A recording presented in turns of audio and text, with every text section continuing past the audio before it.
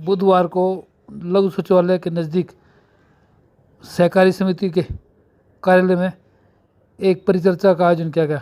इसमें समितियों को आत्मनिर्भर बनाने पर चर्चा की गई और नए नियमों की जानकारी सदस्यों को दी गई।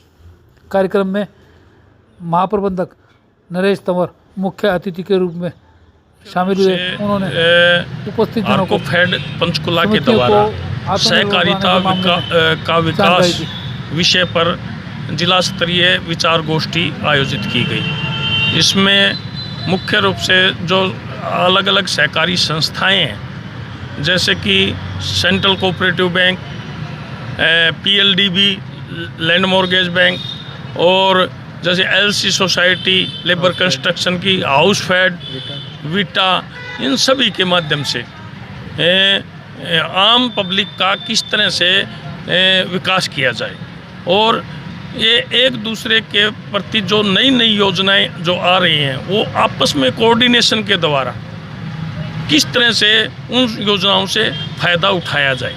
तो इसमें मुख्य रूप से हमने इन संस्थाओं के डायरेक्टर जो आज बुलाए हैं, इन डायरेक्टरों के माध्यम से जो सरकार की नई नई नीतियां हैं, उन नीतियों के बारे में मुख्य रूप से आज चर्चा की गई है। जैसे कि केंद्र सरकार द्वारा सहकारिता विभाग अलग से बनाया गया है, वहाँ से हमारे को ये डायरेक्शन आई है कि समय समय पर अलग अलग जैसे पैक्स की सोसाइटियों के पैक्स बनाए गए थे, तो इस तरह वो सीमित कर दी गई थी। जो 6, 7, 8 जो सोसाइटियाँ थी वो इकट्ठी कर दी गई थी पैक्स के माध्यम से।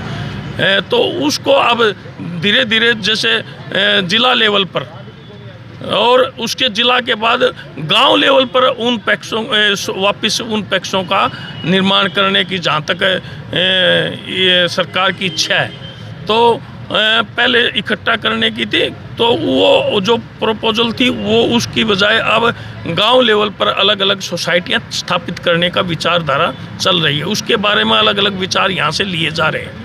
तो साहब, अगर ग्रामीण स्तर पर नए पैक्स बनाए जाएंगे तो उससे किस प्रकार लाभ मिलेगा आम आदमी को? आम आदमी की उन डायरेक्ट पहुंच होगी, वहाँ पर किसान की, मजदूर की, आम जनता की पहुंच वहाँ डायरेक्ट होगी। तो दूर जाने के बजाय अपने ही आसपास के गांव में ही वो सुविधा मिलनी शुरू हो जाएगी। जैसे कि खाद बीज की सुविधा है, लोनिंग की सुविधा है, तो और अदर पैक्स जैसे अदर सोसाइटियां हैं, जैसे लेबर कंस्ट्रक्शन की सुविधा, जैसे कि कोई भी निर्माण कार्य हो तो हमारी सहकारिता की लेबर कंस्ट्रक्शन की जो सोसाइटियां हैं वो भी निर्माण कार्य सरकार द्वारा मान्यता प्राप्त हैं और वो निर्माण कार्य करती हैं।